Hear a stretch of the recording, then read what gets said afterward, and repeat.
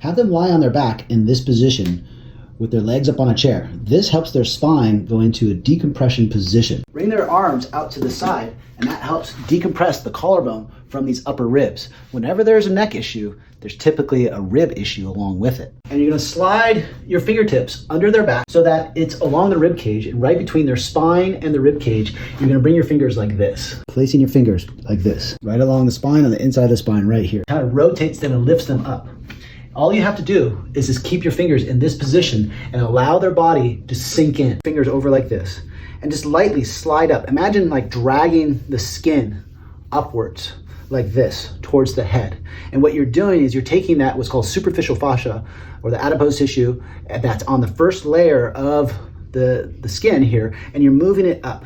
So you can hold it, you can drag and hold, or you can take that knuckle and you can just kind of go up like this as you go up the costal arch. Then once you get to this area here, this is the sternum, you can do that up the sternum here as well. And what this does is it lifts the tissue up towards the head and will relieve pressure on the neck, because it releases these ribs and opens up these ribs and allows the neck to drop back. So the next thing that you're gonna do, you're gonna sit in this position next to their head and have them turn their head to the opposite side that you're on. Then you can come right here at their jawline, because this is a safe area if you go from here back towards the ground, and you can take their skin again and just brush their skin back. And when you brush their skin, you're releasing that superficial fascia again. And that superficial fascia dives deep to the deeper layers of fascia and will release other muscles. You're not focusing on muscles, you're focusing on tissue and sliding of tissue. So you're sliding the tissue this way.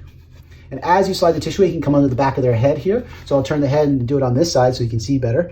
So you're sliding the tissue this way like this, towards the ground. You're staying away from the front of their neck. So there's a muscle here that runs from here to here. And as you slide that tissue back, really slow down towards the ground like this. And what this is doing is just releasing that layer of tissue on their neck as you go down towards the ground. And you do that for a few minutes. The next position, you're gonna position yourself in front of them here like this. And you could do it from the side over here as well, but it's easier from the front. So I want you to think about these two bones here. These are the clavicles or the collarbones.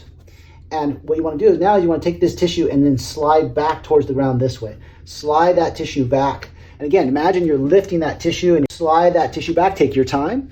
Again, you're looking for that kind of burning sensation. Feels like their skin is burning, like an Indian burn almost. And just go lightly to their tolerance again.